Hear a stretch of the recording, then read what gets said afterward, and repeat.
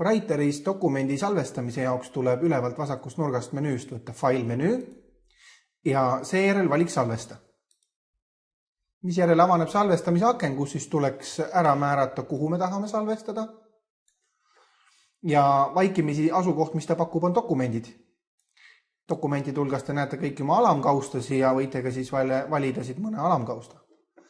Mis kindlasti tuleks ära määrata, on nimi. Nime te võite kohe, nii kui see aken ilmub, sisse trükkida. Näiteks harjutus. Ja kui nimi on määratud ja asukoht on määratud, siis teen klõpsu nupul salvesta. Ja nüüd ongi dokument salvestatud. Teinekord on jällegi selline olukord, et sooviks dokumendi salvestada uuesti, aga teistsuguse nimega. Sellisel juhul tuleks ülevalt File menüüst võtta salvesta kui.